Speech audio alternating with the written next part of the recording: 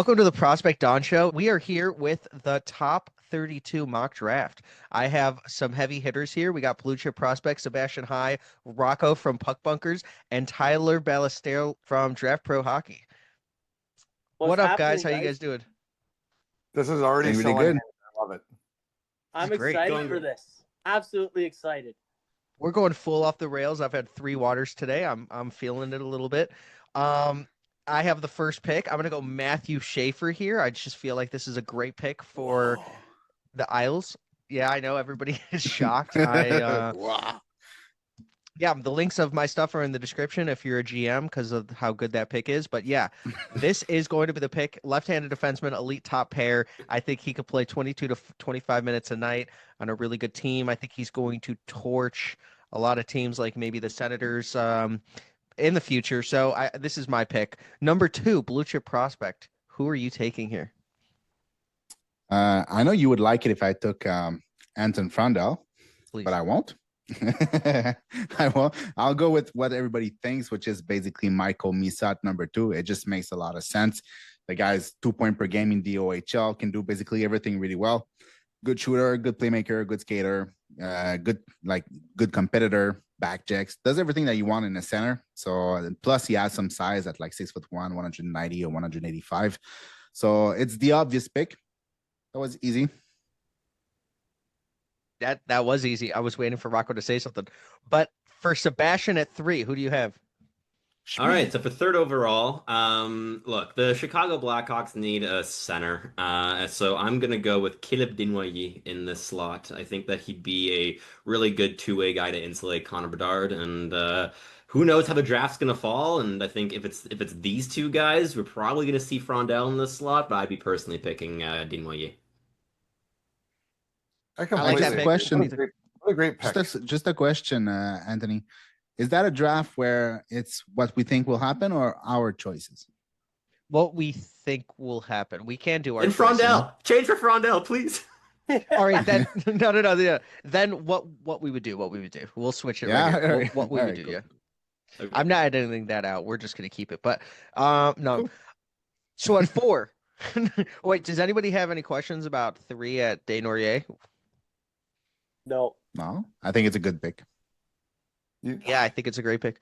I think it should have been Chicago, Martin. why do Chicago fans hate this pick so much? Why do they hate the idea? Like Don, you pretty much, I think you purchased the rights for Chicago Blackhawks Twitter, so you could probably tell us. But why does the Blackhawks fan base hate the idea of Desnoyers over Frondel? It doesn't make any sense to me, especially because you probably never watched both guys 20 times. So Yeah. It's kind of insane. We're actually seeing like Hawks fan base make fake shark Twitter accounts and saying how much they like Frondel and Desnoyers. I've never seen anything like it.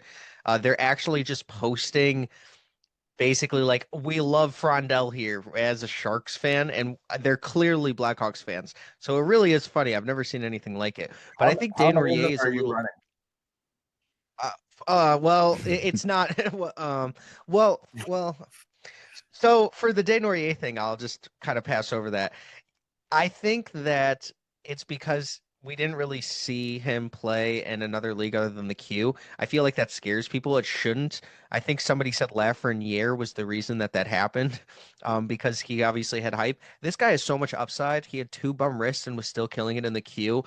He played when he played center, he was the best faceoff percentage out of anybody in the entire class at 62% or plus. And then he was playing winger and he played absolutely incredible, and they had success in the Mem Cup, so it's nothing against the Q. So I don't actually know why they don't like Desnoyers or Frondel. I think our sights are set on Martone and Haggins, and both of those players could fall out of the top 5. So at this point, we just need to wave the white flag on those guys. Misa's like obviously the pick we should watch. Desnoyers has like same production as Nico Hischier, and Nico Hischier is a hell of a player. So I don't know why it's such an issue for Chicago to pick Desnoyers. I mean, at least he has to be in the conversation. I'm sure internally it is. Like, there's smart people in the front office. It's not like just a bunch of fans trying to, like, give their opinion, but they never watch the player itself. But I feel like he has to be in the conversation because he's so good, and the production suggests that he's going to be good too. it blows my mind that the people that will trash the Quebec League will hype up the USHL, which is an undeniably worse league than the Q. It is a worse league than the Q. Like Q teams Totally would agree. spank USHL teams, and people act like the Q is the worst league. It doesn't make any sense to me. I'm going to stop talking about it because it frustrates me because I watch a lot of Q and it's very good hockey. And then they watch the J20 in Sweden and they're like, oh my God, they're so good. The MHL. Which is junior A. Yeah, I know. It's terrible. There's so much space on the ice. Like you watch that, you have no clue how to project that to the NHL. It's Right. I'm tired We of need to this give full love to the Q. slander. Yeah, I feel like that is a good start to go to the number 4 pick, where you can take somebody probably from a lower league from the SHL. So who are you taking at 4 here, Rocco? I have 4th pick, do I? Yes, sir. Okay. I know that they probably want to take a center, but I don't know if that's necessarily who I would take. I think Frondell, if Desnoyers goes 3, they probably are taking Frondell. I am going to take Porter Martone because I think he's best suited for the playoffs amongst the guys who are remaining. And I'm not 100% sold that Frondell ends up as a center. Like, obviously, Martone won't be, but I could see a world where Frondell is more effective as a one-shot winger playing with a supreme playmaker. I understand he's extremely valuable in defensive end. So maybe you're kind of end up being like a bit of a hybrid role, like Claude Giroux played for so many years in Philly, where he was technically a winger, but took a lot of draws and played a lot of D-zone responsibility. So I can see that. But if he does end up a winger, it's hard to pass on Porter Martone. He didn't look out of place at the World Championships. That spoke a lot to me. I saw the competitiveness and the drive that was sort of inconsistent in the middle of the year for him. Look, when he wants it, the 6'4" guy is going to be pretty tough to move out of the front of the net. And look, we just saw who just won back-to-back Stanley Cups. So obviously Frondell would fit that mold of what they're looking for, but I think Martone would too. And I just see there's a little more offensive upside for me. I might be wrong, but I'm a Porter Martone guy, so we'll go with it 4. I know they're probably I really taking like Porter Martone. Yeah, they're taking probably a center, but I don't care. Like you said, it's who we like. Yeah. Yeah. What do you guys think about this? I love it. I love Porter really Martone. like the pick. I really like Martone going to Utah. I think it really fits in how Utah plays, especially with his play driving ability. I know Clayton Keller is the primary playmaker, but having that strong power forward like kind of guy at the net front presence with those puck skills, I think it really fits in nicely for this group. Makes up for a little bit of Cooley's size as well. You put the size, you have some size on the line that way. Exactly. And then you have Daniel Booth on the second line, and like Yeah, Daniel Booth, a 5'7" player. No, I'm kidding. 6'5", yeah. And Shimashev. They got a lot of pieces. Like you keep going down. It's like, how do they have man? that many Simashev pieces? is good, man. He's so good. He's a very nice skater. I don't know how you guys That's find great. him. I like his skating ability. Elite. Yeah, He's one of the it's best skaters. amazing. Like he's The fantastic. fakes on retrievals. Oh, sorry, Sebastian, can go. Oh yeah, like go for it. Like I was just like reminded of Simashev's draft year tape and was just like, the good old days. Yes. Yeah, he's really, really good skater, man. The wheels on this guy are really good. Like skating forward is like effortless, but even on retrievals, like so many fakes. Like I don't know how he does it at 6'5" and at the speed he's coming into the board, but he just gonna like turn his skate and turn his body to the right and then come fake to the left. And it's like he creates so much separation with 1 or 2 crossover. After that, like he's gone. He's really an impressive skater for a 6'5". Like Silayev was a great skater last year too, as a big Russian guy, but I think Simashev is even maybe a notch over him in terms of fluidity and deceptiveness with his feet. It's crazy. I don't know why we're talking about him because he's not in 2025 draft, but he is like, fantastic, man. Simashev's skating reminds me of like a middle ground between Silayev skating and Jackson Smith skating. Yes. Like he has like a combination of those like that like Smith's deceptiveness with his feet, how he's able to use his mobility to leverage defense into offense, but he also has that play killing power, like with Silayev. So if Simashev were like eligible in this year's draft, where were you guys like pick him? I was just gonna ask that. Is he top 5 in this class? Without hindsight. You said Silayev or Simashev? Shimashev. Simashev. Simashev in this draft. In my One list, one pick ahead of Mirka. Probably More. 7, 6, Yeah. same spot. somewhere in the same range as like Jake O'Brien, Roger McQueen, something like that. Like so, 7, 8, 6. 6 to 10. 6 for me, probably. I think Yeah. he'd be ahead of Smith, ahead of Bear, ahead of McQueen, but under Desnoyers, Martin, Higgins. Yeah. So he'd go exactly where he went in 2023, Yeah. which is interesting. Ryan Don't do the same Bakker, exercise with Ryan Bakker, though. Let's not do it. Yeah. But It's in. I was watching. Would you go for Badinka over Reinbacher at this point? No, I don't think so. I think I still go with Ryan Bakker. It was a crime that Badinka was a second rounder. Yeah, that was I had a conversation with the Carolina scout after the draft, and he was just like, "Oh yeah, like we traded down and still got the guy that we would have picked in the first round anyways with Badinka." So like, yeah, I had Carolina's him in the 20s, right around the 20 spot for me. Me Is where too. he was. Yeah. I think I had him like 25, 24, 25-ish. Right hand D, can skate, move the puck. We're so off track. This is wonderful. Yeah, we are so off track. back to this year's draft. We only got the 4th Okay. overall. Okay, so for 5th overall for Nashville, which was where the 2023 draft was, a little bring it back in. I feel like, Tyler, who are you taking here? Oh, so we got a couple options, but I think with how Barry Trotz likes to deploy his group, I would go Anton Frundell. As advertised, he's a big, strong sniper of a centerman. You could play him down the middle. You have someone like Philip Forsberg that could mentor someone like an Anton Frundell. And I think just his stick handling is so underrated. I think his playmaking could be a little bit better as he is inconsistent with his passing up the rush. But most importantly, he does need to work on his explosiveness. That's one thing that I would like for him to do. But I think he's going to fit in very nicely. He could be a 35, 40 goal scoring centerman, I think.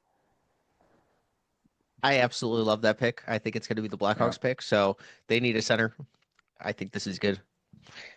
I personally have him like 10. I have him 10th overall, so I'm not the highest on him, but I understand the pick. Like he's, like you said, he's big, he's strong. He's 205 pounds. It's very hard to move away. He's very heavy on the puck. And not only is a sniper, limited playmaking ability, but he's a very good sniper. Probably the best one-timer and one of the best wrister. He bounces on rebounds. But he also has a lot of good moves along the board where he gets the puck loose and then he can bring it to the inside. It's like there's move with this guy. He's ready. I love the way how he utilizes his body when he goes along the boards. That's what's so interesting about his playmaking is that's the small, subtle details on what I like about these prospects. And I think that's what really highlights Frundell's game. I think there's a misconception that he's big. I think he's strong and I think he's developed, but there's not much more room to grow here physically. And he's 6 foot. We're not there. Like 6'1". There's this narrative that he's this big, strong player, and against his peers, he is. But in the NHL, he's actually below average height. So and like the playmaking up the middle, like you were talking about, the inconsistencies with the creativity. That's why I could see like those two reasons are what I could see push him to the wing, depending on the team. And now if you're looking at a guy who's a 6 foot winger, it's still, look, I get the 30, 40 goal upside, and he's still, we have him ranked 6 on our list. So this is nothing against him. I just want to like kind of play devil's advocate because I don't know that he is this big, massive center that he's advertised as. He's 6 foot, but he's strong. But he measured at 6'1.5" at the combine though. 6'1.5". Yeah, 6'1.5", 205 pounds. He's not done growing. He's not done at all. But he's filled out. Like he's very filled out in his frame. It's the reason I like Brady Martin more. And one of the big reasons is with Martin you have more violence and you also have a lot more growth potential in terms of him getting wider in his game. Right? And O'Brien, and they're 175 pounds, 180 pounds, right? Martin's the same. Yeah, right. Like that's with these guys. there's gonna be real improvement over the coming years, and I think even like Brady Martin, like his like one timer is almost as lethal as Frondel's. Like it's one Front notch playing the below. league. It's a notch below, but he brings better playmaking, way more involved in transition, and way better handler. Like, yeah, I think with Frondell, he's at 12 on my board, so I'm probably the lowest on him here in this call. But he's kind of just everyone for us at Elite Prospects, just like every viewing, it's like he's solid. Like he's solid is the word I would use. He'll But play in the NHL very soon. He could play next year, honestly, yeah, if someone really wanted him to. I could see that. So there's the appeal there because you know what you're getting. There's such an incredibly high floor. And look, if you're looking at a guy that's a super high floor that we think is going to be 30 plus goal scorer, that's a top 5 pick pretty much every year. That said, I do think we are looking at a guy who has less runway than some of the other guys who are 30 pounds smaller than him. As a Blackhawks fan, I'm freaking out because this is probably going to be the pick at 3. And last year they didn't take the guy I wanted, which 2 people in here or 3 definitely benefited from the Habs getting that guy. So why can't we just take the player that we should? Whatever. So at 6 overall, I have the Flyers pick, and I'm going to take a guy that hot take hockey. He worked for Brantford Bulldogs. He knew the rumors well. I think this is locked in. Jake O'Brien. I think that there's rumors for the like Islanders to try to trade up to 7 for a reason because they want James Haggins. I think that he could be the faller here. Jake O'Brien is somebody that has really good playmaking. Was the best player in Brantford this year, and Nick Larda scored 71 goals. I always say that, but his passes are always flat. He's a specialist on the power play. I feel like give this guy some time and space, and he's going to absolutely make the right play. He thinks very quickly. He has good high hockey IQ. I just like everything about Jake O'Brien. I feel like he has even higher upside than Frondell, which is crazy to say, but Jake O'Brien is kind of that dude. I really like this guy. I'm high on him too. So do you guys want to go to 7? Yeah, it's me, no? After Sure. you? Okay, blue chip prospect. Who is it? It's me? Yeah, All right. It's you. Well, at number 7, I think like the fall has to stop. James Higgins from Boston College is going to Boston. I mean, Nice. that like I feel like it's very low for him. I would be very surprised if he dropped all the way to number 7, but I mean it's not impossible because of the frame.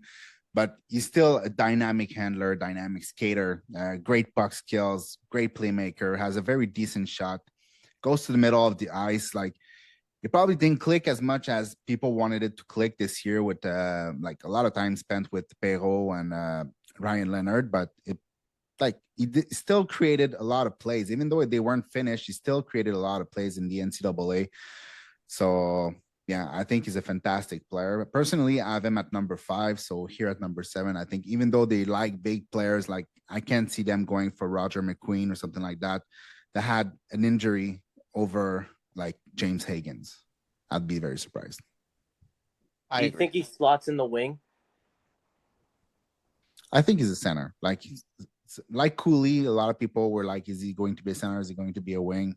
Ended up being a center. I think it's basically the same thing for Higgins. He's going to end up being a center. He's the guy you want to drive possession on your line. Right. He's going to. So you want play to go through him.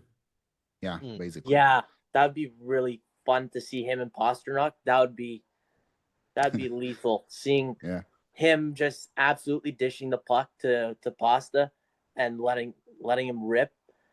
I think it's going to generate a lot of chemistry between those two. Yep. Yeah, that would be awesome. That is a really good point. If he's on the board for the Bruins, I think they have to take a long look at him because he's just so good. But for number 8, who do you guys think Seattle's going to take here? Sebastian. Yeah, I'm gonna go with a mold of player that they just don't have in their organization, top to bottom, and that is a big, skilled power forward. So I'm gonna go with Roger McQueen here. They have so many centers. They only have centers. They have like 22 centers for their lineup basically this next season. So Roger McQueen could probably develop on the wing, which I think would also take some burden off his back to focus on the skill side of the game. But with that handling and the power and the shot, that's also really threatening. I think he'd offer a lot of offensive opportunities for also centers like Matty Beniers and Shane Wright to create. And in terms of potential lethal pairings, Berkeley Catton and Roger McQueen is a whole bunch of fun. Yeah. I like that a lot. I have not heard that actually. So What are you doing to me here, Sebastian? That's twice in the last hour and a half that you're just, oh my God, just pretzeling my brain here and giving me the I didn't think I would have. He Like, picked after me in the last one too. Yeah, just like, my goodness. Okay, well, do I draft for need or do I draft the guy? Okay, well, Buffalo really, really could use a right-handed defenseman, like really badly, but they're just going to take another forward and go with Brady Martin. I just at this at this point here, we just saw a guy host two pretty fun trophies, maybe last week, and there's a player who looks an awful lot like him now. I will say the Martin to Sam Bennett comparisons, I think, might be getting a little overblown because of how well he played in the U18s. Like, let's not forget Cole Reshny put about 6 pucks on silver platters for him that an average OHL player would bury. I'm exaggerating a little bit because Martin played great, but let's not forget how offensively dynamic Sam Bennett was in junior. And Brady Martin was not that this year. So I think it's a little unfair to compare him to the guy that just won the Conn Smythe trophy. That said, in terms of playing style, it is a fair comparison stylistically. So despite Buffalo probably having the Mirka jersey already printed, sewn up, and ready to go, I'm going to go with Brady Martin here just because I feel like he's the biggest needle mover left, really. And the way I see it, like yesterday I was telling that to Don on our podcast, and basically like Martin is being compared left and right to Sam Bennett all the time, right? But there is two Sam Bennett. There's Sam Bennett in the regular season, the 50-55 point guy who's physical and has decent talent and everything. And then there's MVP level Sam Bennett in the playoff. I don't think it's fair to expect that out of Brady Martin. He doesn't have that type of dynamism in junior. So I don't know how you expect that guy to become an MVP in the future. Does he have like playoff style hockey? Yes. That doesn't mean he's MVP level Sam Bennett. That's a very different thing. So does he project what? Sam Bennett is not Sam Bennett level in the regular season.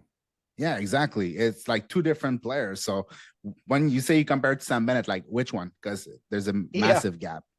well, that's why it's unfair to compare him to the Conn Smythe winner. But if you're looking for a guy who's going to be a 50-point guy, hard as hell to play against and dial his game up in the playoffs, then I think it is a little more fair. And to the point though, like everyone rags on, so he's like, oh, he's only a 50-point guy. Okay, so you have a 50-point guy who becomes a 75-point guy, 30 goal, hits everything that moves, wins a Conn Smythe in the playoffs, or you have 95-point, 105-point Mitch Marner who disappears in the first round. So what are we drafting for, really? Are we drafting to collect the most 100-point players or the most highlight reel plays? Like, you go have your Trevor Zegras and your Mitch Marner, not you, but like the proverbial, you know what I mean? Like that crowd, like go have those guys. I will play against that kind of player every night in the playoffs and have fun. And you don't want to have a team that's fun to play against. So give me the Brady Martins, even if he is a 50-point guy. Some guys we'll talk about later, but these guys that hate to lose and are willing to run you through the boards to make sure that they don't lose, like that's what I'm drafting for. And the highlight plays are great, and that's not what Brady Martin is. But like, when the chips are down, like what's actually going to matter? Because these guys are all good. They're all talented players. You get to the NHL, there's no bad players, and most times it comes down to literally who wants it more and who's willing to be more of a greasy shit to get it done, and that still wins. So Brady Martin, like I'll take that guy all day long, even if he is a 50-point guy. And as Sebastian mentioned too, he hasn't filled his size yet. He's only 175, 180. Imagine he's 200, even 195. I think you're going to get a lot of damage out of Brady Martin, especially in the playoffs. Yeah, the way he hits at 180, it's crazy. If he gets to 195, it's like it's an unstoppable train just wrecking everything. So yeah, I think that if he's in this spot, like Kyle Dubas has to jump up now with his 11th and 12th overall picks because of the Sioux connection and everything. I think that he's kind of the player that they would want to. So imagine style player. See what? That is not a Dubas style player. Interesting. Well, they both were at the Sioux. That was just the connection style, but Yeah. that is interesting. Yeah, because he likes more skill and everything too. Like, He's drafted, taken as many swings on skill as he can. But maybe he's learned. I don't know. okay, so for 10, we go to Tyler. What are you going to be doing with the Ducks pick here? You're Pat for Beak, so. Oh, well, it's tough considering I do have a relationship with Pat. I think Radim Mirka doesn't slide this far. I think you do take Radim Mirka at this point. And it's not because that they don't have enough forwards. I think there's something in their mold that they don't have, and that is a big, strong, future right-handed defenseman. And Radim Mirka can move the puck quite nicely for someone at his size. You're not going to get him for point production, but he's not inept offensively. Like, you're still going to get 30, 35 points, but what you're getting with him is stability. I think that's the key thing for Anaheim, is that they need stability at the back end. Yeah, I like that. Is that inside information there, Tyler? No, it's just the gut feeling. I'm about to put $2,000 into my score bet account. No way. I don't think Mirka's even going to be there, but if he is, I don't think so either. Yeah, but I feel like that's going to be the pick. That's just who they would target. So I'm just going to go to Victor Eklund, or unless they pair Leo Carlson with Victor Eklund, which would be interesting. But I think Penguins are going to run to their phone, as we say, for Victor Eklund. He drove play time and time again. When I watched Anton Frundell, I was like, there's a clearly better player on the ice, and it was not Anton. No offense to Anton, who's going to be the next Blackhawk for the next 10 to 15 years until we trade him for Frank Nazar. But I feel like Victor Eklund should be a lot higher than this. At 5'11", he's going to go down to 11. I think that he's definitely ranked a lot higher on my board than consensus probably. But yeah, I feel like this is just where the teardrop starts. So do you guys want to talk about this or go to 12? I would say that this would be a lot less likely of a pick yesterday before they had 2 picks. And now that they have 2 picks, I would think that this could be an extremely likely pick. Absolutely. I think they're going to be trading up. They have to, right? I think Martone and Hagens or Hagens. I think at this point the draft falls, right? Like around 7, 8, 9. After that, the draft falls. So I think if you're Pittsburgh, definitely trade one of those picks and a couple other assets to go up. Someone's got to package both and get to like 6th or 5th. Yeah, but I agree with you. Quality over quantity, right? They need both. Like, there's no wrong choice here if you're Pittsburgh. Like, you need to infuse your prospect pool with some talent. If you keep these 2 picks, you're getting 2 great players. If you trade up, you're getting a great player too. It's going to be interesting to see. Mm-hmm. So what does it cost? What does it cost to move up? Do we think? So they want to move up. Where are we trying to get them to? 6, 7? 6. Okay, so let's say 5. Let's say 5 because Flyers have so many picks that I feel like they would just and they take don't it. want to trade. Why is Nashville moving down when they can get an elite player in this draft that doesn't have a lot of them? Why are they moving down? Well, Nashville's in a weird spot where we don't really understand what they're doing, so they might just want assets. Elite, right? They need something elite. So why are they moving down? I'm thinking more Utah at 4. But why are they moving down? Because they want to get Martin, and they can then flip the picks to get Martin around. Are they going to get Martin at 12 or 13? No. But 11, you can then move back up. Like, it'd be just like Russian roulette basically with the picks. I think there's gonna be a lot of pick movement like this year. I think back in the top 10, you're gonna see teams moving in, moving out, maybe moving out to move back in. Like, there's gonna be more movement than usual this year, I think. Well, at what cost is my question? Like, I'm not saying that no one's going to trade down. People might, but I think it's going to cost more than a secondary asset or 2. Yeah, totally. I agree. I think 11 and 12 would be moving up rather than throwing a 2nd-round pick. That's fair. If you're moving both picks to get up there, that's one thing. If you're trying to just move one of those picks with a soft second and a whatever later pick, again, it's got to be worth it to both teams too. So maybe Nashville is a good fit there because they have fuck all in their prospect pool. Sorry if we're not allowed to score. They have good depth. No, I'm not Nashville has great monetized. depth. I really love the depth in Nashville's pool. What they do lack is that superstar. I think sticking at 5 makes sense for that team. that's true. But teams like Utah, I think like we were getting a bit closer to that contention window. Getting 2 guys at 11 and 12 could be quite appealing. Utah close to contention. Oh, that could be nice. Utah was New pretty GM good for the last 2 year spot. to start. They're good enough to pick 4th. I know they won the lottery. They moved way up. I know. I'm just being that guy. I think 4 would be a fantastic spot, and I could also see this is my prediction. The entire last 2 months, Habs are going to trade 16 and 17 to go up to 4 and take Caleb Desnoyers. I don't know why, I just feel it. They're gonna have to That's throw what's in gonna so happen. much more though. That's not Like, enough. Well, they have what do they have, like Right. 7 picks in the first 82? They can. Like if they really Yeah. wanted Maybe to. trade all of them. Give them Reinbacher. May as well throw in Gustav Lindstrom at that point. Want to talk about Demidov? I'll give you Levshinoff right now. All right. Damn it.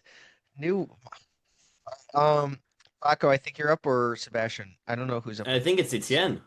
Yeah. Yeah, 11 was you, Anthony? Oh yeah. Yeah, that was me. Yeah, that No, was- it's good. Sebastian's following. He looks like he's burning 100 calories a minute, but everybody's following. I need that to get into my draft day suit. I don't know what happened. You just need our temperature.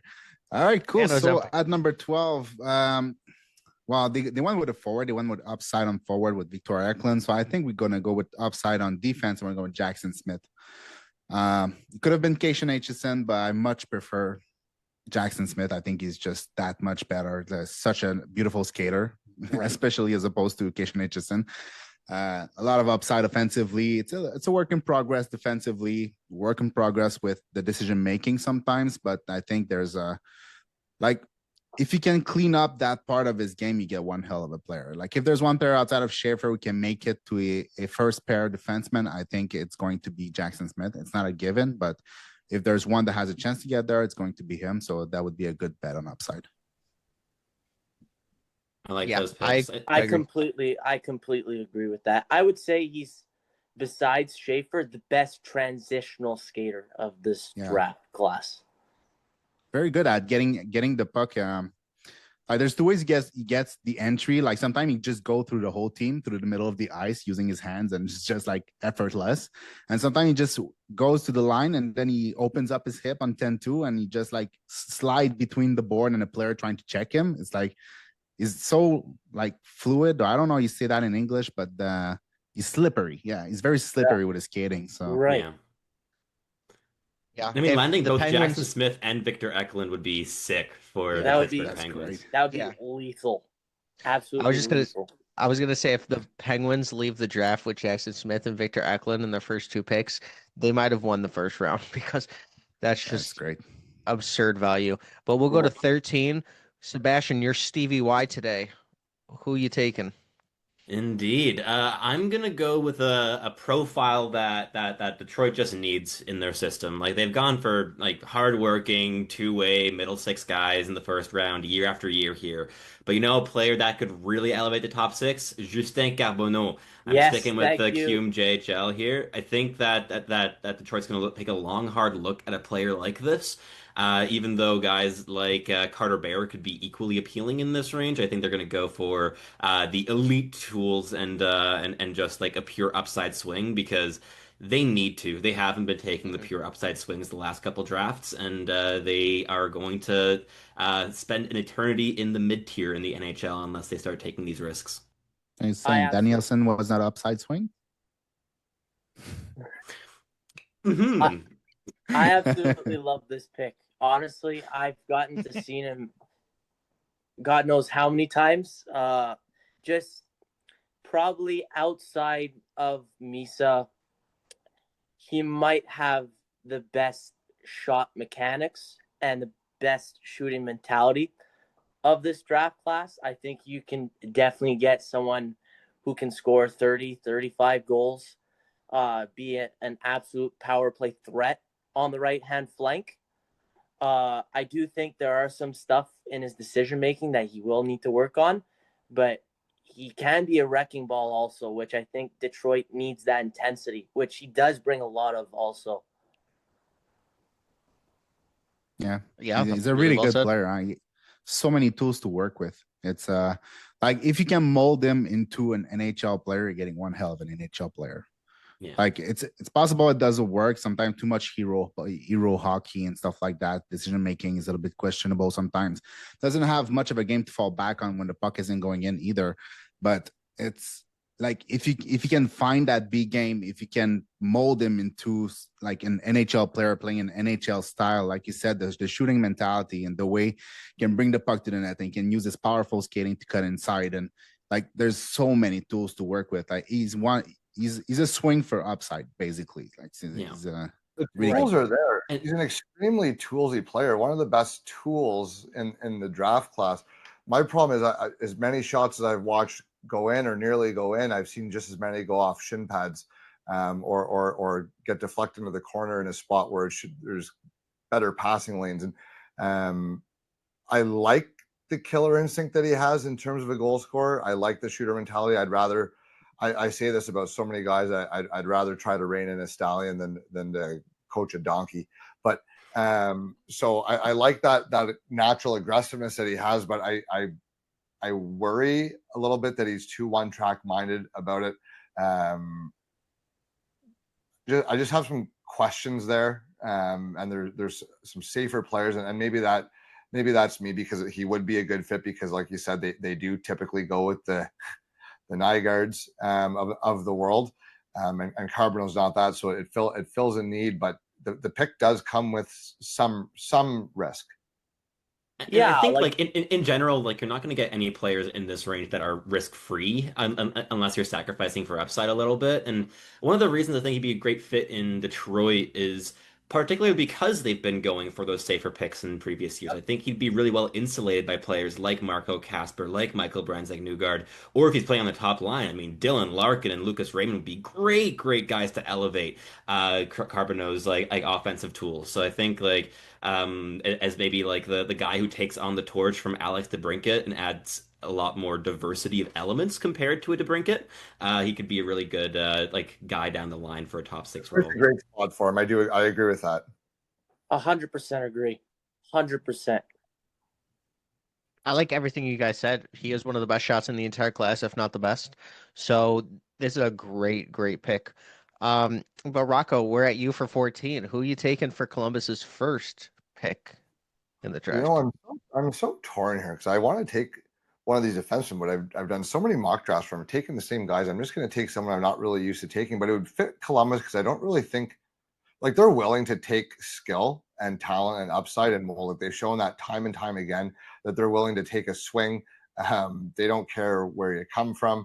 They don't really care what the knocks against are. If they see some high-end elite potential, there's a good chance they're going to draft you. Look at the Russians they drafted. They obviously hit on Marchenko. Kent Johnson's a very high-end pick. Matejchuk, a lot of skill there. So they've shown a willingness to go after the big swing, and I think the big swing here that would fit kind of what they do would be maybe Lyndon Lakovic. There's another name way more off the board.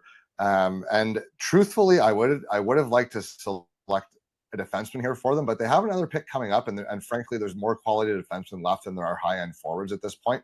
So just because they have that second pick, I'm going to wait, and I'll take the forward now for them at 14. If they only had the one pick, you might be hearing one of the right-hand Ds here instead. But how close were you to picking Jurovsky in this slot? Dude, you're a mind reader.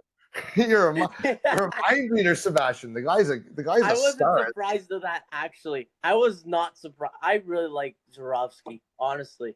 Dude, like if he plays anywhere else other than where he's playing, he's a top 20 pick. And he still might be. Has elite hands. Yeah. Crazy. I like Riker Lee more personally, but I watched more of him too. Yeah. Yeah, Seb, I'm on the same page. USHL scout, prefer USHL player. How shocking. You see Jurovsky in the KHL playoffs? He looked good. Yeah, he's great. Yeah, he but Riker Lee's sick. Riker Lee's awesome. He's a guy that looks really good in the KHL playoffs or that ripped up like borderline junior A talent? I think I would take Riker Lee, man. I would take the guy whose biggest knock is skating, but he's grown 6 inches in the last 3 years and is going to improve the skating miles in the next couple seasons. Can we make a 10-year bet? 10-year bet of Leo Bergerovsky on my side? Hell yeah, I do that. Ready? Whoever has more career points per game or points per game or points. Let's go points per game, but like a minimum of like 200 games played. Like we're not going to go. Deal. I'm down with that. The loser, if I win, you got to buy me a Zarovsky jersey, and if you win, I'll buy you a Riker Lee jersey. How about I give over Misa. a case of beers? I'm not paying the $285 it's going to cost in a couple years time. With inflation, it's going to be 500. I'm not going bankrupt. It'll be a Bitcoin. You're going to have prospects in 10 years. I'm not even worried about you. My problem with Jarovsky, man, is like he's super good. It's obvious the guy, the hands are elite, and he's a decent skater, good shot, good playmaking, good vision, a lot of skills. But when you watch the games, like he has so much space to work with. Like there's never a player within 5 foot, 10 foot of him. Like he has all the ice to himself. Like it's so disorganized where he plays. It's like I agree. Like in the KHL, it's a much harder league, and he looked good in the like not a lot of minutes that he got, but still he did look good. But at the MHL level, man, he has the whole ice to himself. Like you can actually see him intentionally go into traffic with the puck, trying to challenge himself and challenge his hands because he has no choice, or he has the complete like sheet of ice to himself, and he can do whatever he wants because nobody can catch his hands. It's I don't know. It's super talented, but hard to project. What a knock on him. He's by far the best guy that everyone's too afraid to go near him. That's the best criticism I've ever heard. Oh. A 10-year bet is crazy, Rocco. For Columbus, so anyone have an issue with Lakovic? I think that was kind of I think that's a great pick. Is their style? So I do think Columbus is actually going to maybe consider trading out of the first round in order to get some talent for now because they're trying to get over that little hump. Yeah, if they get Lakovic, they're gonna have so many like big players that can score, like with Marchenko, Voronkov, Lakovic, and it's like. It's like plug and play. You can have a top 9 of big boys who can score. It's great. Funny, I made a mock draft yesterday. I was on the Young Guns podcast, and we were doing Columbus. And if Carbonneau wasn't going to Detroit, I had an idea that Carbonneau could go to Columbus. Yeah. Well, it's his range, basically, 12 to 16 or something like that. It's basically his range. It's where he's going to go. Yeah. Yeah, I think this is great. 10 to 20, as Agent said. So this is going to be where he goes. But for 15, Tyler, you are up. As Patrick Alvin, what do we do here? Well, we heard a lot about Braden Coots. I think he would be quite interesting. But I think they're going to steal Carter Bear from Montreal. I just think that they need this pure energy and reliability. And I think you have that with the point production that Carter Bear does. Like he's probably the hardest working player of this draft. He's got good explosiveness. He's got smooth hands, and he has an underrated shot. But I think you can put him in a lot of key situations. I think that's what you get with Carter Bear. And he brings it to the net every occasions that he gets. Exactly. Absolutely. And crazy lethal backhand too. Like his backhand, even from far, is gosh, it reminds me of like, I'm not saying he's gonna be, but it looks like it's like Crosby just shoveling a backhand like it's nothing. I know. From in close, from far, doesn't matter. Backhand, top shelf, no problem. He's going to be the steal of the teens, in my opinion. I think of all the players who are going to the teens, he's going to overperform his slot the most. Yeah. Only flaws. Or Zarovsky. He's not going to the teens. Yeah, I think this is a great pick. I really like Carter Bear. His hard skill, very driven. Sebastian gave me an incredible. I looked so smart during that interview with that question you gave me, the Brandon Gallagher one, and that was just awesome. He made me think. I think he thought I was a GM when I asked that question. So hopefully the Habs draft him for you guys. That's who I want. I don't even know if the Canucks are going to have this pick, but Yeah. yeah, Carter Bear's a great option here. But for Like, he has the 16, oh, go. intensity. He has the intensity of a Brendan Gallagher. I think he has Yeah. more natural skills Yeah. than like Brendan Gallagher is basically a puck shoveler. Right, he gets the puck in the face, gets sticks in the face, but he's always up and trying to shovel it back the goalie. But that's his skill. Like, he doesn't have a shot from mid range. He doesn't have skating. He doesn't have size. He doesn't have. He used to have a shot from mid range before his wrist exploded on him. Yeah, yeah, maybe a little bit, but even then, it was not. It was never his strength, right? His strength was always being around the net and bouncing on rebound, creating chaos around in front of the goalie. And I think like Bear is more than that. So much more than that. Even though Brendan Gallagher is one of my favorite player ever, perhaps. Like, I love that guy. But in terms of like torch bearers who can take over from Gallagher and not play the exact same role on the team in terms of like on the ice of what you're doing in terms of goal scoring or playmaking or whatever, but that beating heart of the team, I think he could be that guy. Yeah. Absolutely. Yeah, for sure. Energy. He's the energy bunny or whatever it's called. Bear. Energizer. The glue on the line. Energizer. He's the Energizer Bear. Energizer Bear. That's awesome. That is awesome. You got to get that trademarked. Okay, so Habs at 16. We got a bunch of Habs fans in here. Who is up? I think it's me. Yes. Yeah, it's you then. No.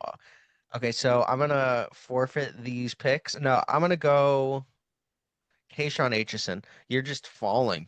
I'm gonna give the Habs who they probably don't need, but here's a guy that is falling. He's a playoff player, in my opinion. The size, he had 26 goals in the O. I talked to Steven Ellis. He said this guy's a worse skater than Porter Martone. I was like, well, what? That's crazy to even think that. So Acheson, I guess, needs to work on his skating too.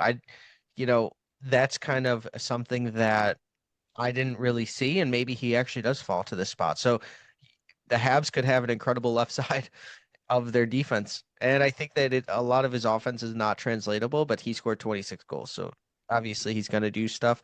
He was great in the interviews. I feel like this is a Habs type of pick where it's just best player available. Right. Like you said, And in terms of like, go ahead. You could go lower than. Like I was saying, then, like you said, he did great in the interviews, except they didn't interview him. So not in that one. I'm talking about the media scrims and stuff. I have no idea who they. Okay. But from what I heard, they didn't interview him at the combine, obviously, and he has no recollection that he talked to a Habs member like in the year or something like that. And I also heard that they're pretty high on Cameron Reed, which is another left shot defenseman. So maybe they're higher on upside. So if I was choosing, I would have went with Cameron Reed instead of Acheson. I wouldn't have gone left D. But probably not, because I'm sorry, guys. Because like at the NHL level, it's already good, but at some point Matheson is probably gonna go, so you're gonna have to replace him. But we have Engstrom in the pipeline that might be coming up. Hudson and Goalie. Yeah, exactly, at the NHL level. So like that side is already pretty much filled up. So maybe Ansler would have been a better choice, but you went with Acheson. It's okay. I'm not disappointed. And he could be a really great like second power play, not just quarterback, but trigger man, right? He'd offer a diversity of violence where it would also allow the Habs to probably trade Arbor Jacki, and they could recoup some value there too. You could do what they wanted Oliver Bonk to do at the World Juniors. That's true. Yeah. So it's a great pick. Thank you, guys. I appreciate it. So next, let's get a move on. It is blue chip prospect at 17-4, also the Habs. Next, basically all the like high upside players are gone. Like there's obviously players like Cole Reshny that I really, really like, but at 5'10", 5'11", I'm not convinced it's what they want to pick like at 16, 17. So I think I will go with Braden Coots. Very good player, does everything really well. Like he doesn't really have any like how you say that? Like there's no weaknesses part of his game that is weak. Like he's a good skater, very good competitive player, good shot, good playmaking, good hands, very quick hands actually in traffic. So he does a lot of good stuff. like everybody repeats, maybe the upside is a little bit limited. I'm not sure if it's that limited. I think he could be a top 6 center if everything goes well, or it's going to be a middle 6 center. But somebody on YouTube was telling me, like, would you see a Brandon Coots between, let's say, Demidov on one side and Michael Hage on the other side? And I was like, that seems pretty good, because then you have like Demidov driving the bus, you have Brandon Coots basically taking care of the hard work, going in the corners and doing like all the defensive tasks, and you have Michael Hage bringing some speed. So it's a like good line combination. So it's good. I wouldn't be excited by that pick, but it would be a good pick. And a good possibility for 2C, or Yeah. at least like to offer competition to Michael Hage for that role down the line. I Yeah. think that makes sense. And like, and if you miss out on Carter Bear, if you want a guy who could be that beating heart and take the torch from Gallagher, I think Coots is probably your next best option too. Yeah, and he did really good at the U18s too. So like, Yeah, he has everything captain. going for him. It's just that the season is not as productive as you would have liked, obviously. But Bad team. yeah, well, Lakovic too, and Lakovic was more productive. So. Yeah. But he's gone. But, he's off the board now. yeah, I know. So, yep, that's it. Captain Coots. All right, 18 for Calgary. Who are you taking? Calgary needs centers, but I don't think that like Coots would have been very appealing to me here. I think instead I'm just going to go best player available, and if the Flames end up trading Rasmus Andersson by the end of his contract, they're going to need someone on the right side. So give me Logan Hensler for this role, a guy who brings game breaking mobility, real level of physicality. Just dove right back into his game tape in the last couple of weeks. I wrote an article that's up on EP now, breaking down his game in a film room, and he's a player that I think offers a real level of versatility and runway. He only scored 12 points in 32 games this season, but still finished sixth in team scoring. Like Wisconsin just cannot produce offense. So I think that with hopefully a better environment next season and more offensive zone starts, that could really boom. He's in terms of like first round defenseman who could really see a massive boom in their offensive production. He's probably at the top of my list in terms of biggest risers in terms of offensive output in their D+1, D+2 campaigns. And Calgary needs a guy that can offer that combination of mobility and physicality down the road. And right shot defenseman, if you're picking at 18th overall and you have a guy that even just a year ago was viewed as like a potential top 5, top 10 candidate, and who after a tough start to the year really rebounded massively, where that trajectory in his development is looking better and better now than it was a couple months ago, I think he'd be great value in this range. I agree. It's just my question that I have, and I think it's a question that it should be proposed to everyone here, is that what is the IQ level? Because where I see is that I think he got shoved in way too early for the NCAA. I thought he should have still played at the US NTDP for that reason, the offensive level to really show. But yeah, I agree that he the best tool player at this point. He's probably the best skater at this point. He's got great passing. He knows how to break the puck out. It's just a confidence thing that I really want him to take it to that next step. I saw more and more of that like in the back half of the season. And Right. I watched a lot of him in the first half, and I felt the exact same things that you're saying here. I felt super unenthusiastic. Like for me, he was the most boring player in the draft class for a pretty long stretch of this campaign. But like in my like late season digging, like really, really big improvements in offensive dare, and the hockey sense is really interesting. Like that was a big thing I was focusing on in the article, because decision making and under pressure and the quality of reads need real work. Like these are Right. elements that Yes. need improvement.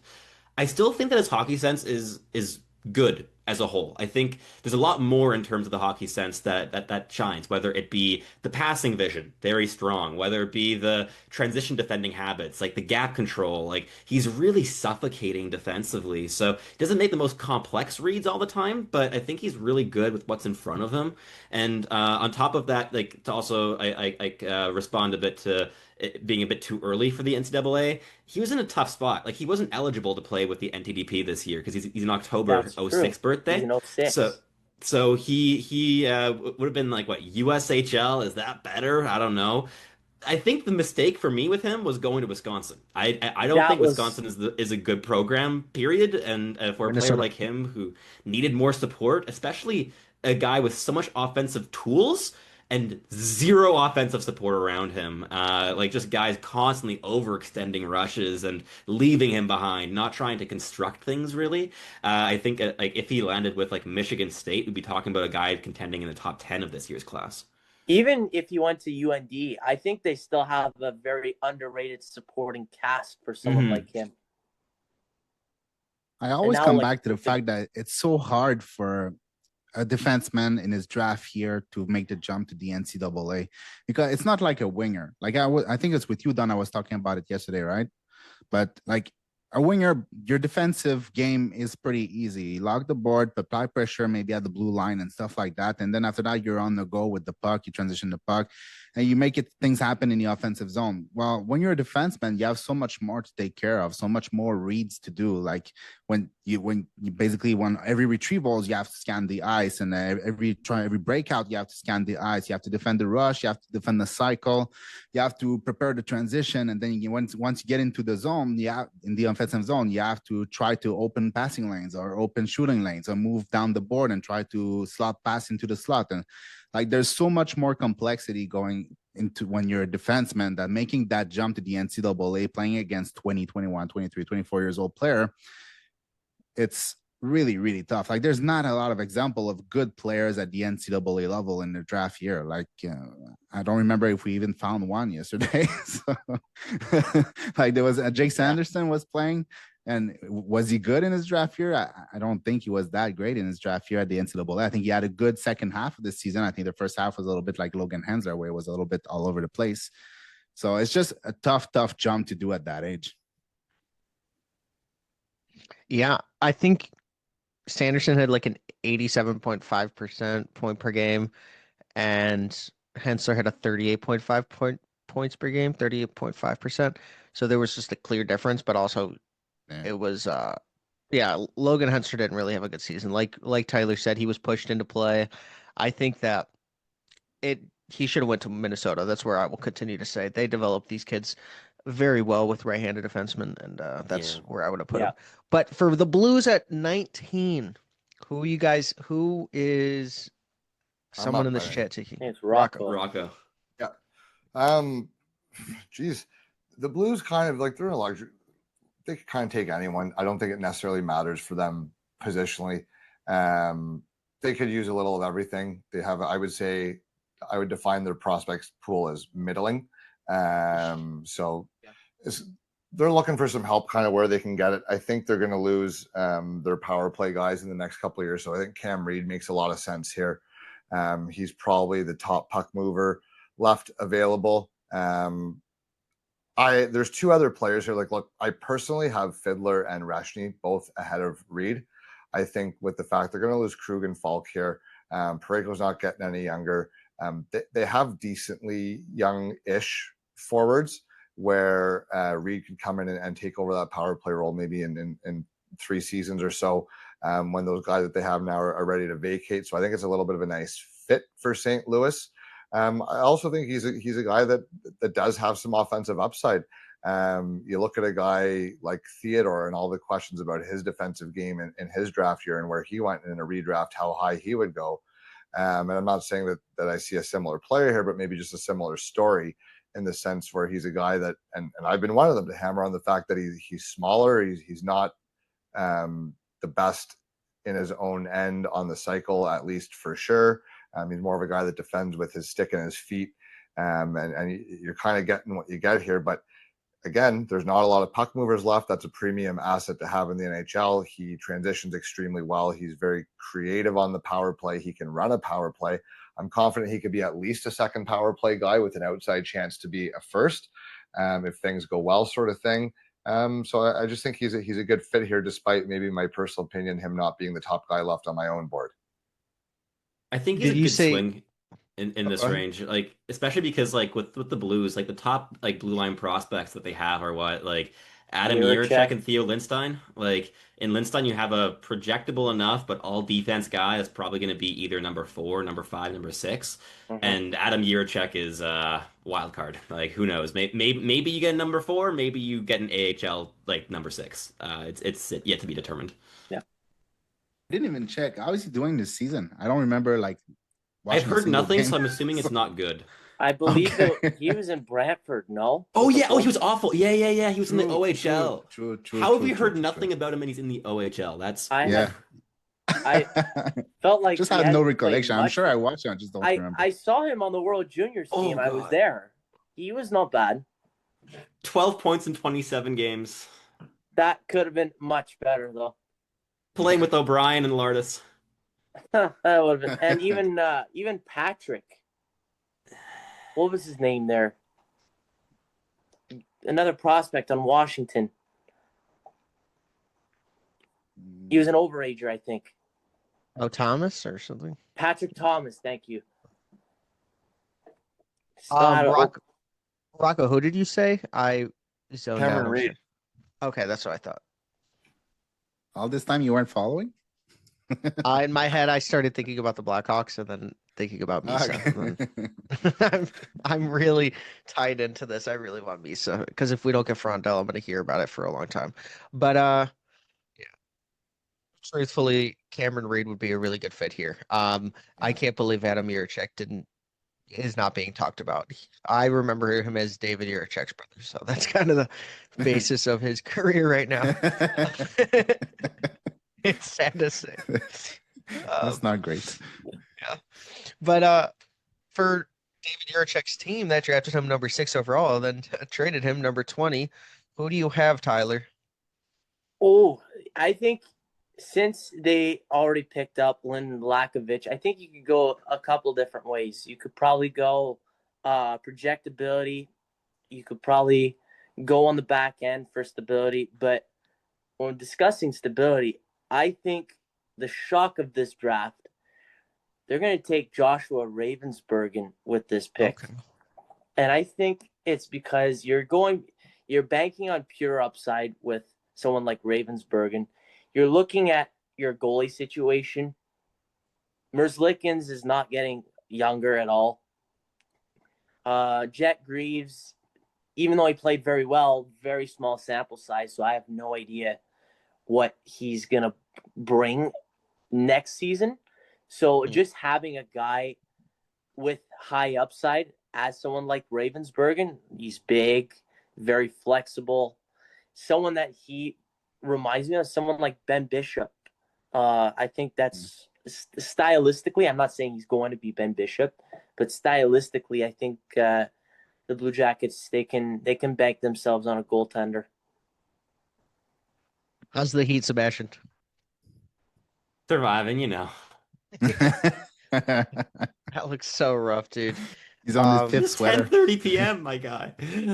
Yeah, Yeah. same as me. 10:30 p.m. Are you feeling the heat, Tyler? Yeah, it's not pleasant to say that at the very least. Well, sorry about that, boys. But yeah, I think All your fault. Ravensbergen's probably the top goalie. I have Ivan Kovic, but I'm crazy. Come So on. I know. He's 5'11", dude. I know, but I think he still is a starter. It's just How about Frolov? Yes. Frolov's gonna go first. Cam Robinson said first round buzz. Oh, that's true. That's absolutely true. Am I wrong here? Am I on The an other island? the other Russian goalie, isn't the other Russian goalie being signed until like 2030, something like that?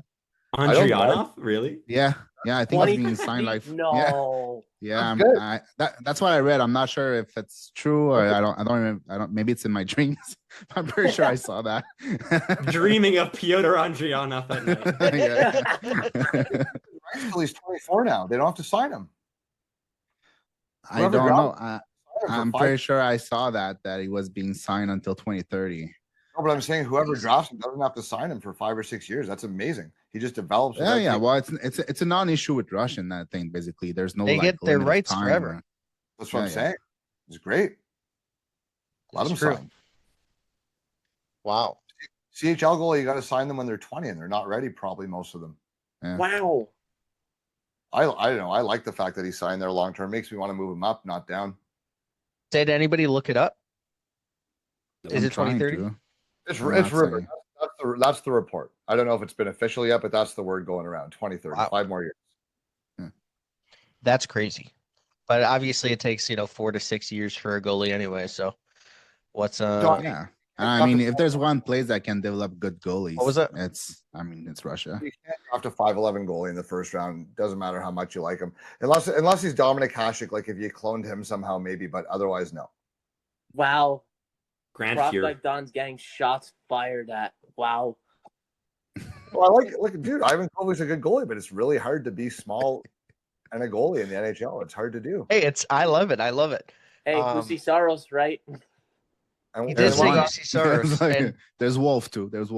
Oh, yeah. Those are not first. But Wolf was taken like in the 7th round. There's a reason why. It's because he was like 5 foot something. So it's big. Like you can be as explosive as you want and as good a skater as you want. Like if you're missing 6 feet, 6 inches, like if you're pushing to go to your right to stop a puck, but you're missing 6 inches. I mean, those 6 inches are not going to be covered and the puck's going to go in. And then when you're trying to look big for a shot or square up with a shot, how do you do it when like you're 5'11" as opposed to a player who's 6'4" or 6'5"? It's a very different physics. So yeah, that's very true. That's very true. Maybe I shouldn't have put him as high as I did, but you can't. yeah, no, it's your choice. It's fine. He wasn't even in my first round of my rankings, so but neither was Ravensburgen. But maybe I don't know. The rise of Frolov too is something that kind of has surprised me too, but who knows? He's sweet. Yeah. So okay, so let's go to 21. That's me. I'm gonna take Colin Potter here, best skater in the entire draft. John, my heart, my sons. It's my sons. You don't want him? Oh, they don't draft small. He is the best. I know. You're They're not probably going with like Jack Nesbitt or Horkoff. Adam Bonak. No, Fiddler. Oh, Bonak. I think if Fiddler's there, it's an automatic for Ottawa. That'd be Steos guy for sure. Even if Colin Potter's there. Jonas Woot. I don't Dude's think a wizard. He will be there. He will be there. I sincerely don't think Colin Potter's even anywhere near Ottawa's radar. I think he's like the antithesis of what Steos would ever draft usually. Yeah, you're talking about the team who took Boucher in the top 10. So I mean, And Gabriel Elias in top 40. that too. So That's recent. I mean, sorry. I don't know if Brunick or Hudson might have been better fits there instead of Eliason, but Definitely Hudson. Brunick was the obvious. Well, Hudson was even more obvious, but they weren't taking him again. But Potter's got a pile of upside though. Like I actually think his upside. Everyone's talking about him like he's more of like a safer middle six guy. Like I don't know. I think he looks really good with the puck on his stick. I think he's extremely creative. I thought he was US's best player by 20 miles at the U18. Might have been the only guy doing anything for them out there. LG Mooney too. I like him as much as I'm going to like a small winger because I don't think he's a centerman. No, he's a left wing for sure. Left winger for sure. But I like him as much as I'm going to like a small winger. Yeah, I agree with that. It's he's a spectacular player, and like you said, at U18s, him and LG Mooney were the two players that stood out the most. But like you said, he's a guy who measured in at 5'9.5", something like that, to combine. So like you need to want that to pick him. So.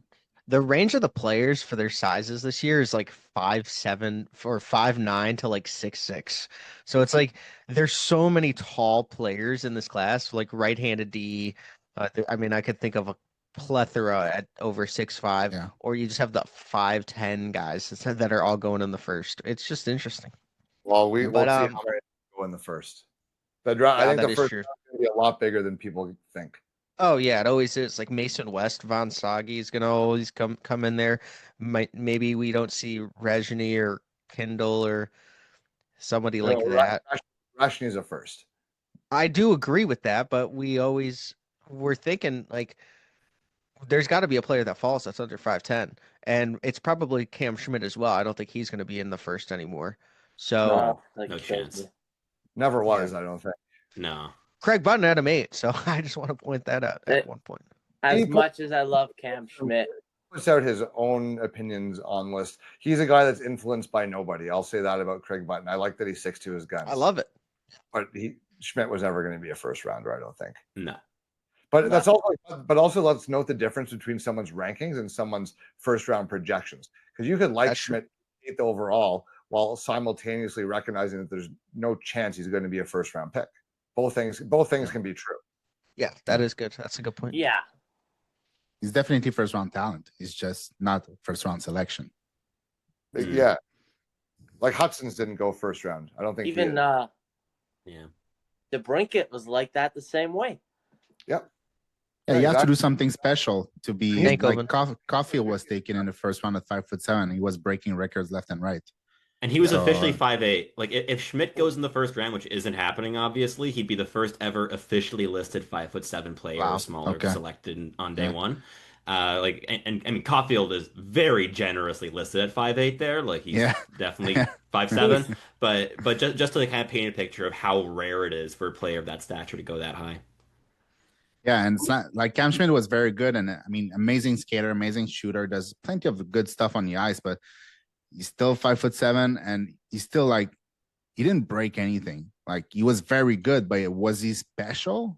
Like no, he wasn't special. Caulfield was special in his draft year.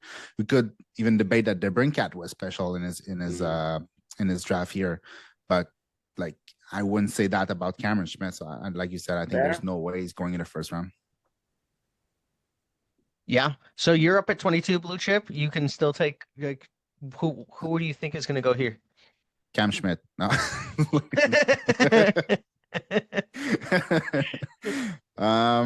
It's Philadelphia. Like they're not going to go with Jack Nesbitt.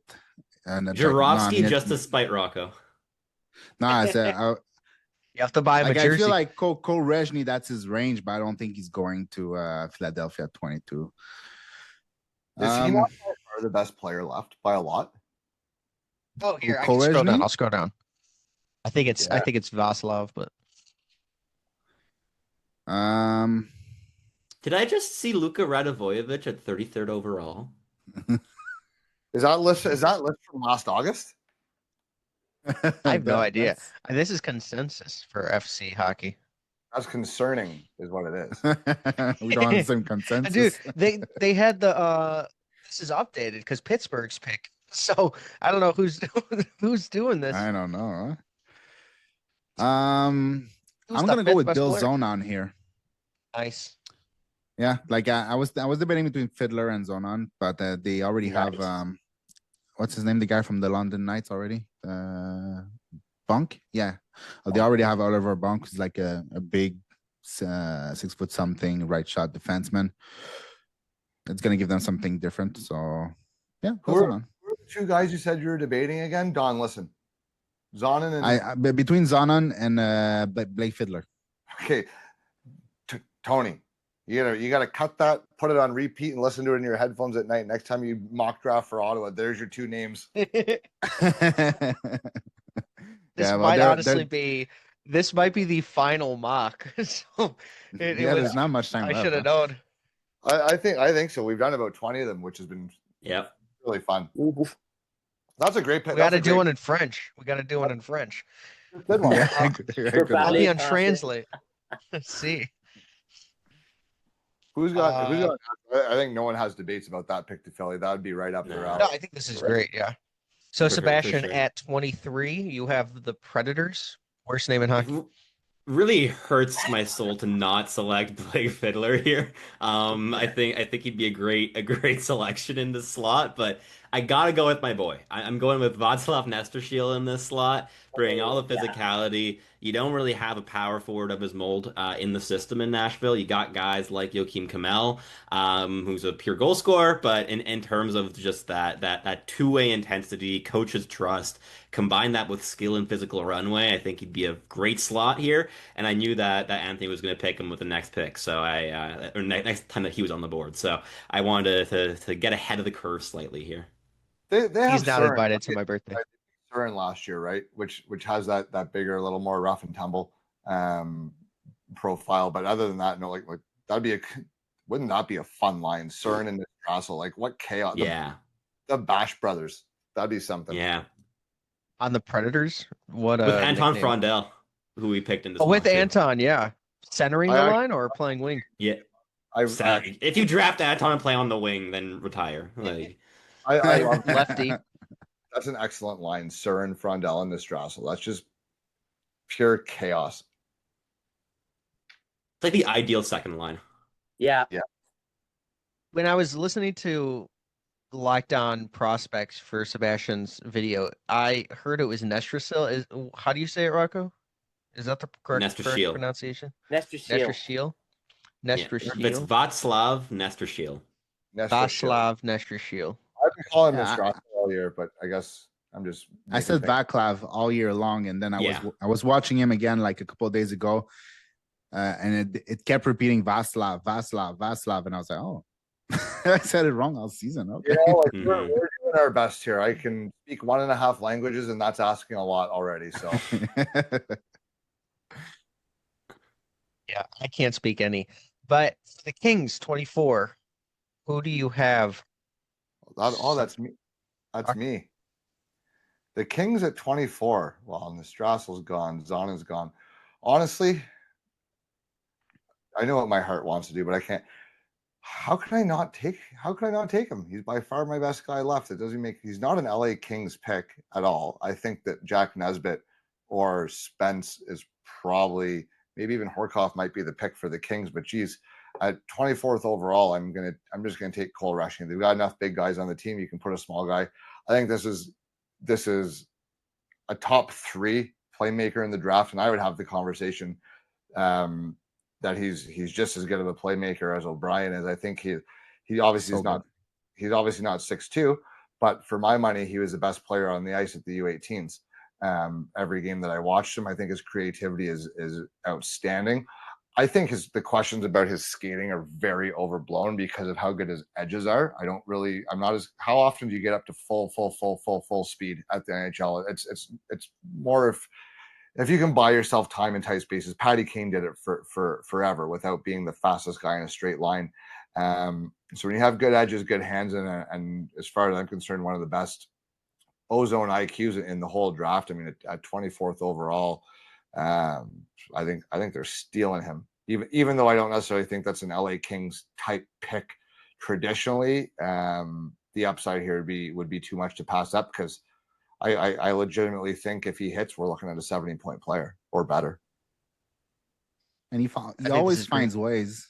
He always finds ways to move the puck. Even like I said, like the skate. I'm not sure if the skating issues is overblown. Not for me, at least. I think it's warranted, but like it's not bad skating. It's just average skating. But for a guy that's 5'10", 5'11", but even then he finds ways to move the puck anyway. Like he often in the offensive zone, when he's going in transition, he finishes his entry with a player on his back all the time. Like there's always somebody on him because he can't separate.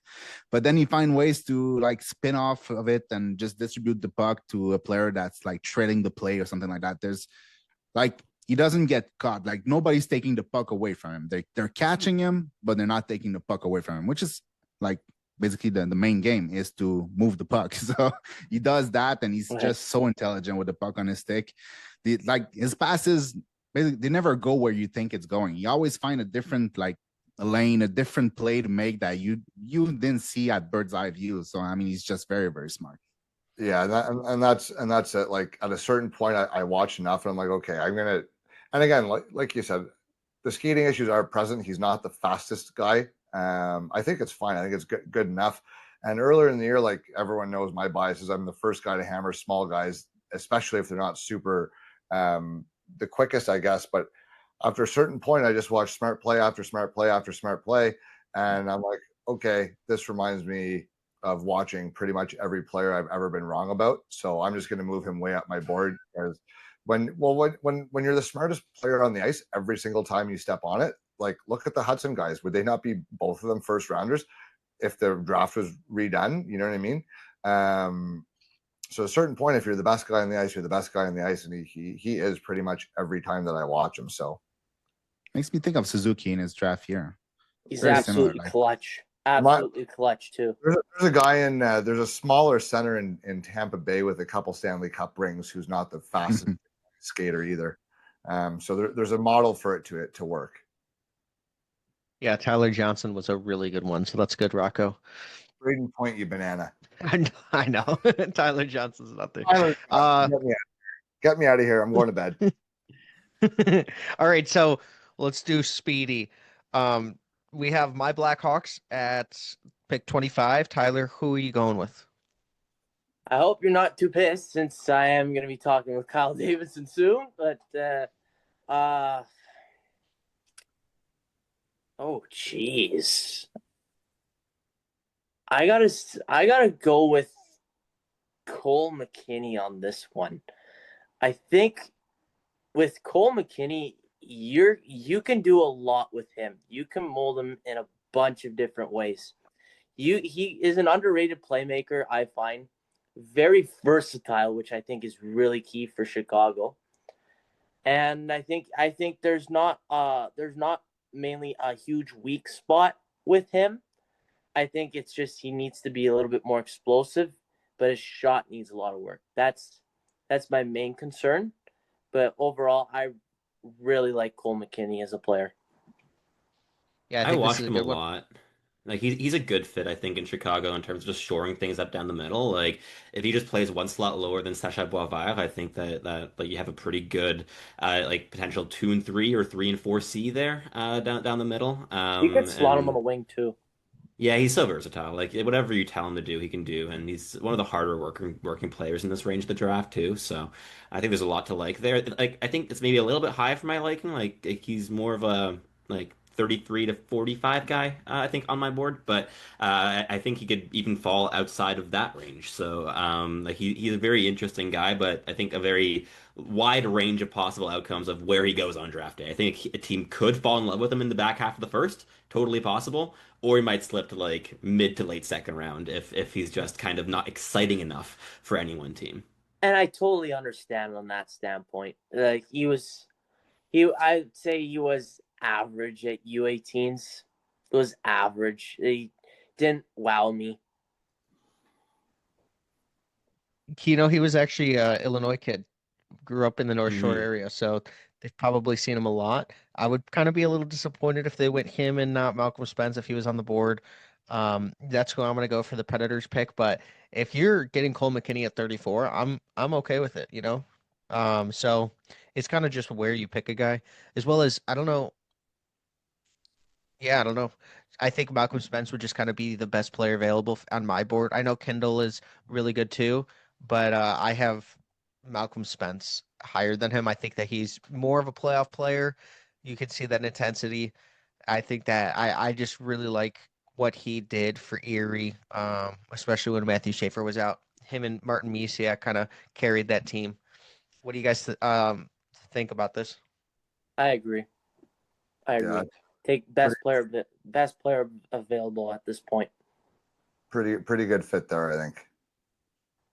Thank you. I don't know if he's I mean I say he's the safest player available. You know what you're getting at him. Yeah. There will be guys drafted after him with more upside, but that pan out to be better offensive players. But you know exactly what you're getting, and that's a guy you want to stick in a playoff lineup. Now, I had some issues with his inconsistency, but I think he's almost just checked out of the OHL a little bit. Mm-hmm. Going to Michigan is going to help him. A lot of these guys are going to Michigan. Needs a challenge. Brady's been one of the best players in the OHL for 2 years. You don't like to see it like that, but I mean, you understand. You know, he had so much success with Team Canada, Halinka U18s before his draft year. I think a challenge at the NCAA will bring out the best in him. Yep. So 27 for the Capitals. Blue chip prospect. Who do you got? I'm a little bit surprised that Fiddler isn't out yet. So it's going to be Fiddler. Big right shot defenseman. No. So Cam Reed? No, Fiddler. I feel like at that point at 27, there's a good chance that he will already be out. But I mean, at that point when you can get a mobile 6'4" defenseman with range, toolsy, I think we didn't see everything that he could do with the puck this year with his like 30-something points. I think like there's upside for a much better season next year. and he can already defend. He's physical. Like, he does a lot of good stuff. You know he's going to play in the NHL. It's just how high in the lineup is more the question. But I think it's a good bet at 27 for sure. Yeah, He was the perfect fit for Winnipeg as well at 28 with my pick. Like they need help down the right side in their pool. They got like nothing. But yeah, I think if he's available in this range, there's a lot of teams that would be running to the virtual podium this year.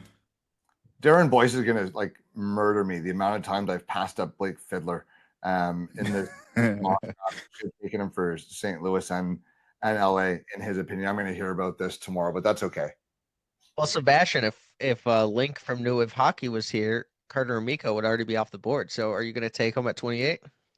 He went off the board at second overall, so no, I'm not going to do it. I think in this slot, the Winnipeg Jets are going to look for a player that can bring versatility, size, and could be playing NHL minutes within a couple of years' time. So give me Will Horkoff in this slot. I think that the Jets would really like that profile, the intelligence, the lineage, and seemingly he impressed a boatload of teams at the Combine with his interviews as well. So as a guy who made a very, very unorthodox like mid-season jump from the NTDP to college hockey with Michigan, I think he'd be a really interesting slot here for Winnipeg, who have quite a lot in terms of their forward pool, right? They got guys like Brad Lambert still, Braden Yeager, Colby Barlow, but Horkoff would bring a different dimension to that collection of players, and could just be a really projectable middle six guy who could also take on the reins of an Adam Lowry down the line in terms of like a player comp. I think that he's pretty similar in terms of how he plays the game to how Lowry was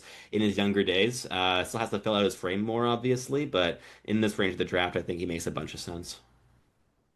A lot of Michigan guys wonder- coming off the board. 3 of the last 4. I wonder if they're going to be scared going with American player who are going to develop in the NCAA, like after the. I don't remember what's his name. But McGroarty? does Yeah, Horkoff have McGroarty. even like half of the ego that McGroarty does? Like Horkoff strikes me as a very sincere, down to earth person. But yeah, very true. I think that would be interesting. And like if they have that fear, then you go for the Canadian version of this player in Jack Nesbitt, right? I think that's pretty straightforward. Yeah. Gets a lot of traits from his father. Mm. Yeah, very true. Very true. For 29, Rocco, who do you got the Canes going? Because anybody you pick here is going to be a superstar for the Canes. Well, yeah, I mean, I don't even know. Zarovsky? I don't know if Carolina even has scouts, or if they just like got the computer to make their picks for them. I'm pretty convinced that's what they're doing. ChatGPT. Yeah, honestly, I think they just got their whatever their analytics say they pick for the most part. They'd probably their computer would probably tell them to take Kindle here, but I'm going to take Zarovsky because I feel like it. I think maybe outside of McQueen and maybe Riker Lee, he has the best hands in the draft. He can dangle guys out of a phone booth. We talked enough about him earlier, so I won't spend too much time on it. But I just think the upside here is phenomenal. I think he's a top 20 talent that just happens to play in Russia, and Carolina is not afraid to take advantage of that. Yeah, Riker Lee versus Zarovsky is going to be the battle of the ages for Zarovsky the next 10 years. Artemonov was the same case. My G fell all the way back to the second round. 50, I think it's gonna be really nice to see them play together. You know, he should not have fallen. Actually, he should have probably went for Vanacker went, and then the Blackhawks also gave like the 35th overall pick too. So I really don't know what we were doing there. But, especially that he was playing in the KHL. Like, it's not like it was a case that he was playing in the MHL and projection, and you don't know what to do with that. Yeah. Like, he was literally playing in the KHL, massive minutes. Not maybe towards the end, less minutes, but still for the first half of the season, like massive minutes in the KHL. It's like, I mean, it's a pro league. It's a very good pro league. If you're comfortable drafting a player from the Allsvenskan, you should be comfortable with drafting a player from the KHL. So yeah, I think the and KHL is better. The idea of a future third line with Zarovsky and obviously Artemonov and also Alexander Rykov would be really fun, I think. I think that those are quite complementary toolkits, just a full Russian third line. right. Oh, it's a full Russian line. Yeah. Your first line because they work well together. Gonna bring the Detroit 5 back, but we'll bring them to Carolina. Wow. That was crazy that he fell to 50. I still don't know how that happened. I mean, it's always weird when a player falls that you really like. I wonder who it's going to be this year. I'd love your guys' predictions, but it's already so late. But so 30 Sharks, who are you taking here? This is my pick. And I think this is going to be a pick where it's a very familiar face. And that is for Sam Dickinson being right shot defenseman and Henry Brstevich. I think there's a lot of really good things about him. I thought in the situation that Bonk and Dickinson went to the World Juniors, he racked up a bunch of points while maintaining that soundness to his game. I think for his skating, it's not crazy, like it's not really explosive, but he's very smooth, very transitional, steady with his pace. And I really like that. And where you're going to get a lot of his points, it's his breakout passing that really stood out. There was one play that I got to see I want to say it was the finals actually of the Memorial Cup. Just made an absolutely beautiful breakout pass to Jacob Julian. Just really incredible, just while in transition. I think there's a couple small things with his offense. His shooting mentality needs to be more consistent, not trying to do too much. But at the end of the day, I think you're getting someone that's less is more type while maintaining some of that offensive output. And I think what's really nice about him is that you have someone like Dickinson in the system already. So there's already a lot of familiarity in the team chemistry. Yeah, I like it. No, nothing to say on that one for me. I think that would be really good. I'm just surprised. I'm looking at the draft board and there's like Linus Funk at number 43.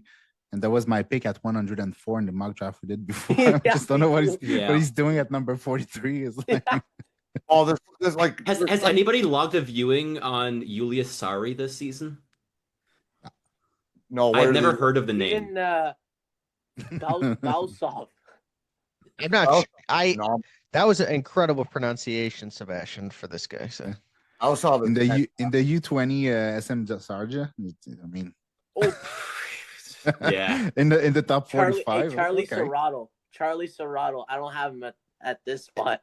At least he's had production, I guess. But this is just such a weird ranking. Like Conrad Fondrick over Moore West, and then you have Mo as a back-to-back-to-back in the USHL. Like what? Roman Bosov. Crazy to Two say Masons back-to-back. And there will be no Roman Bausov slander here. If you guys don't love this Eric guy, Nilsson, what the hell? He was 90s. I think Roman Bausov is high on this list. You just wait till I put mine, and me and Boyce put ours out tomorrow here. You think 52 is a shock for Bausov? He's your Carter Amico. Yeah, except he can skate and move the puck. And isn't class. What are you suggesting? Yeah, they're both right-handed D that are tall. That's about where the similarities stop there. This list is awful. Crazy to say, like Seb, I was watching West like very recently. I think wouldn't shock me if the Sharks they don't go with Brstevich. Wouldn't be surprised at all that they go with Mason West. I really like him a lot. There's something about him. I think he's going day one. I think he's going day one. Same. But shout out FC Hockey. We are raving about your platform. It is awesome. Yes. Please. We have some questions the about... platform's amazing. It's just the list. Yes, the platform's amazing. Yeah. Well, maybe they just didn't order the guy. Maybe this is hire just me as a consultant, please. Games. Just put Rocco's rankings on here. That would be awesome. But nice. As bad as mine are, they're not this bad. That's good. It's always good to not have a bad ranking. Who's for Philly? I am for Philly, and I am going to take Sasha Bomidian. I really like this guy. Victor Klingsell said he was the hardest player to play against, and he wanted the game to be over because the guy was tied to his hip the whole time. I really like this. I could see him going in the range of like 25 to 33. I think the Blackhawks are interested too for no reason. I actually have no idea why they would be. But a lot of Blackhawks content creators keep pushing his name out. And I'm like, well, does that mean we're going to trade Korchinski? Like, why would we even go for him? But whatever. It is what it is. I don't understand, but I think Boumediene is good. I think he would be a really good fit for the Flyers. I think they're going to try to take a forward, a defenseman, and a goalie with one of their top 6 picks in the top 50. They had 7, but they got Zegras, so they crossed skill off the board. But I feel like this would be a good one. But we can, what do you guys think? I see Sebastian unmuted. It's not a thought on this. Sorry, I was just looking back at the list of names. Why is Cole McKinney listed as a University of Michigan player, but Will Horkoff is still an NTDP? Like Horkoff made that move half a year ago. I noticed that, and same with I noticed that. Same with I want to meet Spence. whoever made this list. Stops. This. Oh man, I gotta shut up, or I'm gonna start being mean. Careful. Wait, doesn't Link and Gabe Foley work for FC Hockey? FC? No, doesn't Link work for New Wave? No, that's his. Yeah, he is New Wave. But I think he's at FC Hockey. We gotta chirp him about it. Recruit. He's from Recruit. Oh no! On the next episode, Link, Yeah. careful, man. Dude, more Links catching strays here left and right. I don't like that. Much He's like not even there. slander, there will be no Link slander here. No. This was not a slander. I thought he was with FC, but he's not. He's not. Gabe Foley isn't I either. love Link. Gabe Gabe's Foley's not with either. Rec. Yeah, they're both with Rec. Okay, that's what it is. I actually went with Sam. He's their FC's European scout, so I did a mock with him, and that was who I was thinking of. I love Link. Link's awesome. But at 32, we have Blue Chip Prospect. Close us out. This is also a 7-round mock. So I'll go with Link's number 35, Wojtek Sihash. Luka Radivojevic, please. Yeah, exactly. Number 33 for sure. It's a good value. Nice. I like the way the Flames drafted last year. Like they went all aboard on like skills, and we're gonna keep going with that. And we're gonna go with Riker Lee at number 32. Nice. Yeah. He had to go in this draft to contend with the Jarofsky bet. Yeah, basically. and the draft results are in. Here we go, boys. We got Adam Banach 1. Radivojevic 2, LJ Mooney 3, Cameron Schmidt 4. Very Logan realistic Stankoven was redrafted 5. The ghost of Brendan Gallagher returns. Jonas Wu. Tucker McGordy gets drafted by the Canucks and will sign with them, actually. He just didn't want to go to the Jets. But here we go, guys. Please comment down below, like anything. Anything.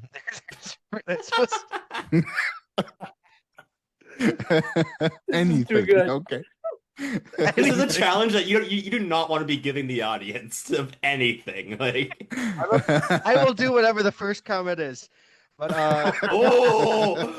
playing with fire. That guy's gonna be running naked in Chicago. Wow. Hitchhike to the draft naked. It says Blue Chip Prospect has commented. So this was our mock draft. I'm going to give you guys all the floor and promote anything you guys want. This is like a Hot Ones episode, like I always say. So there's cameras here, here, and here. Tell me what you guys are doing. We're going to go blue chip, then down, like the draft order. So what do you got going on? Not much. Pass.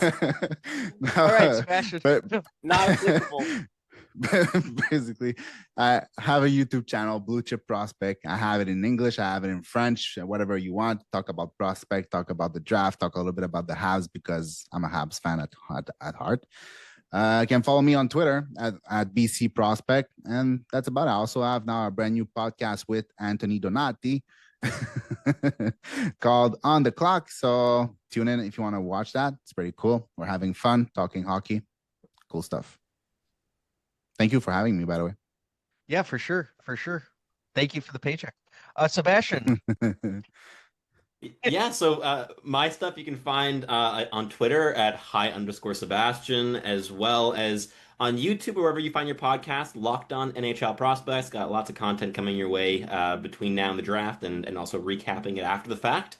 So that's going to be fun to look forward to. And at Elite Prospects, if you have yet to download the draft guide, go do it. It's a lot of information.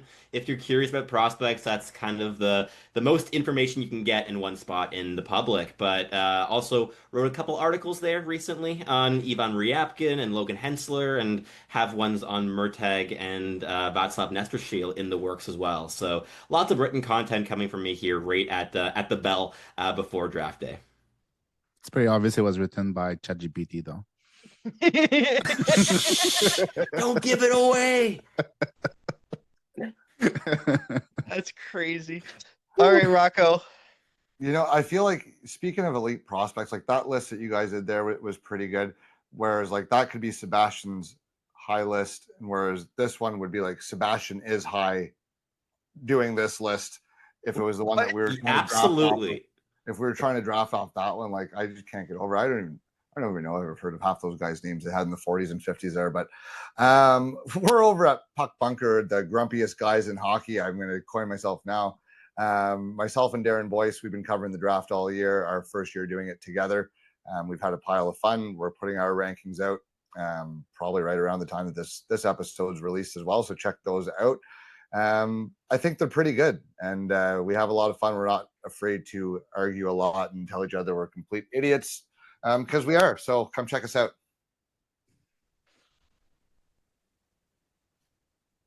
Tyler.